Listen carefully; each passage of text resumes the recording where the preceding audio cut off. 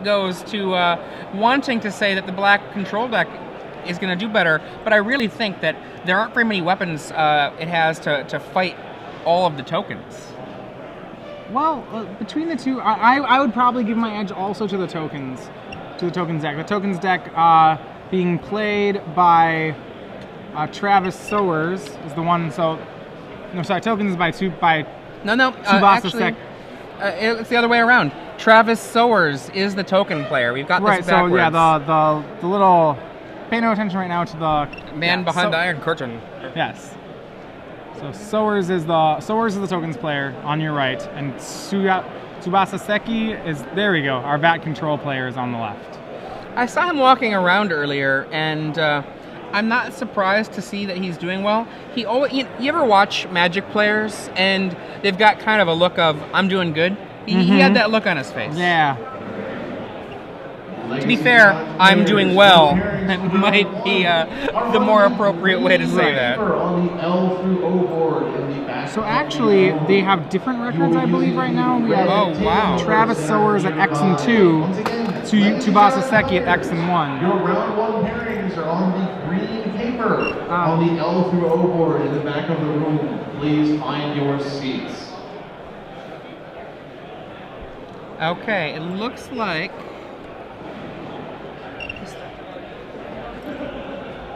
One second, we got a question mark we're going to have to answer in a moment here. So, all right. Okay. Part of the issue is you can see that the camera seems a little bit off. It looks like we had a technical issue, someone knocking into one of the cameras and perhaps not realizing it. So it'll just take a second before we'll be able to get things going there. Sure.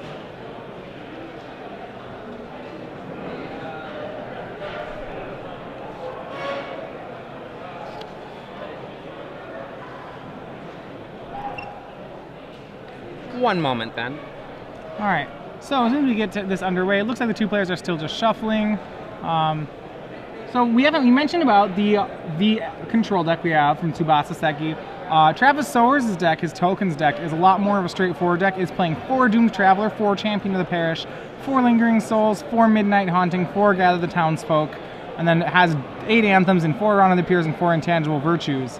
Backs it up with 3 Planeswalkers, 1 Elspeth and 2 Sorens, and then just a little bit of ways to push through it as 3 O-Rings and 2 Sword of War and Peace. So overall, a very straightforward strategy that he's going for. I think you should be able to expect Travis's deck to come out of the gates with around a fairly aggressive start early on. The question is whether or not Tsubasa has the tools to deal with that. We have 1 spot left. We have 4 spots for the last standard win box of the evening. All right, so Travis Sowers starts out on Champion of the Parish, probably the best 1-drop out of his deck. He does play Gather the Townsfolk, so the ability to make his own white wild Mikado is certainly a possibility here. Though no other humans, so Tsubasa Seki goes down to 19. And Travis with no 2-drop shifts the turn. Though he does have a lot of earlier on action in his deck. Inquisitor Exarch. I think he said he was doing the Exarch to his opponent. Looks like, yep. Aggressive. So yeah, very aggressive. Seki with his hand, probably is trying to make an aggressive start on this play. Sowers draws. And plays Shimmering Grotto. He has just 1 Shimmering Grotto in his mana base, 24 lands, 4 Chapels, 3 Vault of the Archangels, 13 Plains, 3 Swamps. So primarily a white deck. But what looks to be a freshly drawn Gather the Townsfolk comes very just in time, so he's able to swing the Champion of the Parish through Inquisitor Exarch. We're finding human tokens, but we should expect attack to come. And there it is.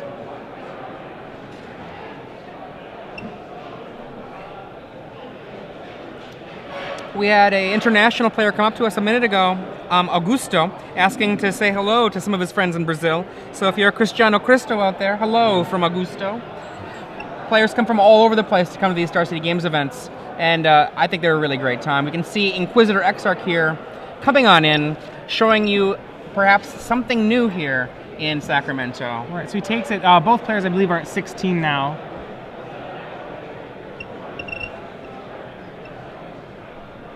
And we either have, and Honor of the Pure pushes plenty of damage for Travis. That is scary. What do you got there? 2, 4, 6, 7, 8. 8 damage. 8 damage and drops Seki to 8. Another Exarch. This Exarch might be targeting himself instead. He might be regretting the initial targeting. Well, Seki does not have his third land, which is in desperate need. He does have, as his sweepers, which he'd probably be looking for, he has 2 Ratchet Bombs, 4 Tragic. I think here's one of the biggest problems which is going to go down. Of his sweepers, Seki's sweepers are 2 Ratchet Bombs, 1 Elesh Norn, his other and 3 Day of Judgment. So he's going to need them, but that's all he really has for sweepers. So we see both the trades going on there. Are we going to see a hero come next? Nope, just some souls. Just lingering souls with the little quotation marks around them. Just.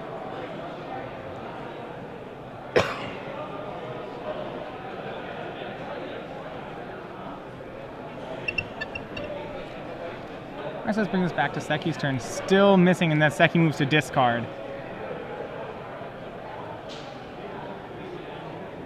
Is that another lingering souls? At this point, I'm not sure. All it is turning sideways, and that should be the first game. I was just mostly thinking about, he's got more? So, obviously, we have the benefit of knowing exactly what the matchup is as the match opens. These players did not. So perhaps Seki saw double Exarch, double Plains, and was like, you know, I can go aggro on my opponent and get a nice beat down and then draw the other cards I need to follow up. You know, and then it ended up that he was not even able to claim the beatdown role because of the nature of his opponent. Right. So in this matchup, I think what Seki's going to be hoping to do is really try to stabilize with a Planeswalker or some sort. But I think eventually he's really trying to get to Grave Titan or Elesh Norn or Geist Honored Monk. His sweepers, one of the more exciting parts about black-white tokens is that it's able to really fight well against sweepers, and that a lot of their spells require very little commitment to the board. I can play Gather the Townsfolk, for example, and follow it up with Anthem effects and present a very sizable threat without actually expending my hand, or the same way 1 Lingering Souls and then flashing it back. So it really makes sweepers it lessens the effectiveness of sweepers against the deck. So really the way you beat it is by having some sort of mythic rare, some sort of finisher that actually can ignore the threats as opposed to answering all of them. Now, if you noticed, when Seki was defeated by Sowers in that first game, he was right to his sideboard. He was immediately 1, 2, 3, 4, 5, 6, 7. He put down a ton of cards right away. He knew exactly what he wanted to get. I'm going to be willing to bet it was a combination of 2 Black Sun Zenith, 1 Doomblade, probably 1 Oblivion Ring, 2 Curse of Death's Hold, and 2 Timely Reinforcements. I think those are his 8. All of those sound pretty good. Yeah. So as to what comes out in the matchup, I think he has plenty. I think at this point, Inquisitor Exarch, the only card that Travis offered him, I would imagine is a very good candidate to have coming out here. Well, I mean, I'm going to, as a devil's advocate, just say that it could be a nice potential speed bump in order to keep you alive until the latter part of the game. And if you get it with a Mimic Vat, that sounds pretty exciting. Liliana of the Veil, to me, is the first card I would want to kick to the curb. And I think that Sorin might also be a fairly weak card against tokens. Those would be my first 4. And then I might consider going toward the Exarchs, because I think they might just buy you time. Mortarpod also feels to me like it might be a little weak. There's 6 cards that I'm kind of not excited about. If you're in the market for a speed bump, Mortarpod, especially with Seki on the play, Mortarpod is better on the play than the draw for its ability to be able to answer Champion of the Parish. Even so, a lot of Seki's creatures, of his lower end creatures, are going to be poor cards in this matchup, just from the fact that Travis's cards will be much stronger in the early game, and especially with the help of Anthems, will eventually invalidate most of Seki's cards. I think we're going to have to part ways on that one, but I think overall we have a similar thought on it. What does Travis want to do? Well, if you look at Travis's deck, he's sideboard. He didn't see much, right? What did he see? He saw 2 Inquisitor Exarchs. He saw 2 Inquisitor Exarchs. What do you think when you see 2 Inquisitor Exarchs and nothing else happens? Off Plains? I think white weenie. I would right. So You Travis know, probably making like- no changes at this point. So Travis might be siding in Doomblade against his Might be control coming in. deck, so. Outside of that, what should he be siding in? The answer, I think, is not very much. His sideboard has Stony Silence, Divine Offering, Throbbing Heretic, Timely Reinforcements. Travis's best weapon against the black-white deck is his main deck, and I think he'll probably continue That's going probably to. fair. One thing to think about, Sorin as a card from Seki is good against Travis's Sorin. Sure, it is a kill spell for his Sorin, which is not irrelevant. Not that's, Oblivion Ring does the Yeah. same work. Okay, we say a Doomed Traveler from Travis. Doomed Traveler, one of the actual cornerstones, in my opinion, of the white aggressive decks. The white aggressive decks have very excellent drop plays. They have good plays at 1 and good plays at 3. 2 is a little harder for them. Oh. He shows onto the pier, summons a swamp. Wait, no, not a swamp, a Tragic Slip. Right, and he gets to, so at this point, Travis having, first of all, his opponent started on Plains game 1. Now sees Travis on Swamp game 2. At this point... Okay, what do you got for us here, right. Seki? Tsubasa Seki here on the left drops a Mimic Vat. And now, if I'm Travis Sowers, I'm going to be thinking like, uh-oh, what might happen next? Well, to be fair, Travis actually only plays... Is that a revoking? That is a Stony Silence. Whoa! Oh, maybe he sat next to Seki before. Maybe these guys know each other, and he's like, I've got your number, Seki. It's going down. This matchup is just not... Whew. I mean, you can be... Okay, so that's a better reason not to be rid of Stony Mimic Vat. Silence. Ouch. Even so, actually, Travis Sowers' deck only plays 8 creatures. Doom Traveler and Champion of the Parish. And that is it. So Mimic Vat really, in this matchup, actually might not be that scary, especially not now that it's under Stony Silence. But well, I mean, on your own side, having Mimic Vat with, say, Solemn Simulacrum, is with very Geist good. Honored Monk, Yeah. with Blade Splicer, even with Inquisitor Exarch, just being able to be like ramping up life. It's good. It's slow, but very good. There we go. Black Sun Zenith for 2. All right. Knocking out a single spirit. My guess would be that Seki's trying to clear the way for for a Planeswalker or some card in his hand. We haven't been able to see his hand, so that's just kind of speculation. But he seems wanting to stabilize the board very quickly. Or at least willing to get rid of the Zenith for not much value. And we get to Lingering Souls. And so he will have none of the fresh supply of threats.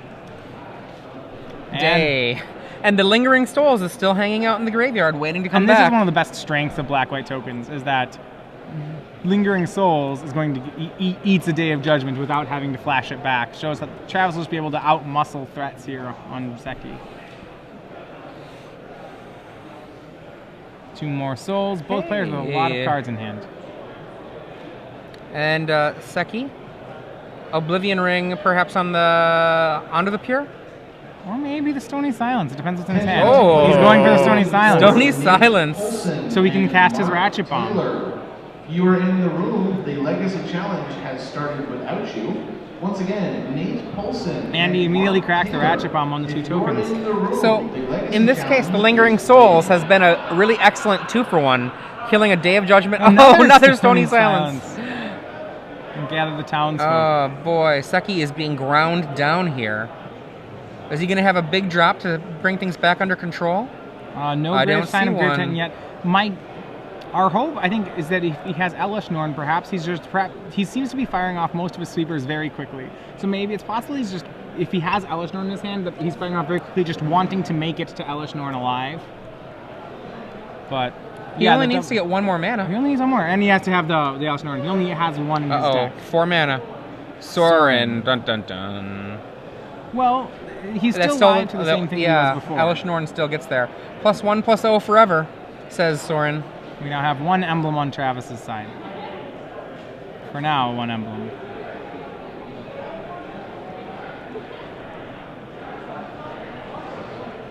And they have the emblem at the ready for him. So that'll be a swing for 6 from Travis and Tsubasa Seki. And do we see the 7th mana? Does he have the Elesh Norn even? Well, if he doesn't have the Elesh Norn, that is not a good sign. Okay, stem the bleeding with a Day of Judgment. Now, one thing to remember, even though Stony Silence turns off activated abilities, it doesn't turn off triggers. So Mimic Vat can still get a creature underneath it, even if that creature can't be summoned forth because the Stony Silence is keeping it from happening. Worth knowing that Travis now also has a Vault of the Archangel. So in the position that Travis does make a creature that could fight through a potential Elesh Norn, then the Death Touch that it would give would be fairly relevant. Okay, is that another Gather the Townsfolk? And Seki has already fired off, I believe, 4 Wrath effects this game. That was Zenith, Black Sun Zenith, 2 Day of Judgments, and a Ratchet Bomb to clear the table. You're right. And his opponent still has 3 tokens on one side of the board. And and he's got cards in his hand. Yes, and his hand's not empty yet. And Seki is running out of cards. He's down to 2 cards. There are no card advantage engines in his deck that are not based off of granted card advantage from Wrath effects, or the creation of card advantage off of comes into play effects. Right. So he's really he's on 1 card per turn. He's going to need to. I really think that, yeah, Elesh Norn is probably the route he's going to have to take to get it. Your final round's pairing. 6 mana. What do we got? Sun Titan bringing back Ratchet Bomb. It can't be used yet, but it's still useful. What's his only option? And Travis, on the end step makes Midnight Haunting tokens. At this point, Soren might just sacrifice himself to make another emblem. That play would put Seki at 4 and give him only 1. Actually, that play would put Seki at 0. Would it really kill him on the board right now? Yes. Yep, it would make all his creatures 4 power. There are 4 of them, so 1 would get blocked. If he makes an emblem here, that should be good enough for the win. It makes them all 3 power, 4 get through. Makes them all... There's Honor of the Pyramid play. Yep. So it makes them all 4 power. Even without the black creature, he has 4 white creatures. They would all be 4/2s, and only 1 can be blocked. Actually, no, it knocks them to 1. They're 1/1s, plus a Soren makes it 2/1s, plus another Soren makes it 3/1s, plus the honor makes it 4/1s. So it's block, block, block. He blocks 1, 2, 3. Okay, yeah, it's enough. It's enough. Yeah. An emblem here should be good enough to win. Travis looks like he sees the play, gets a Soren emblem, and that should be it. Wah, wah, wah.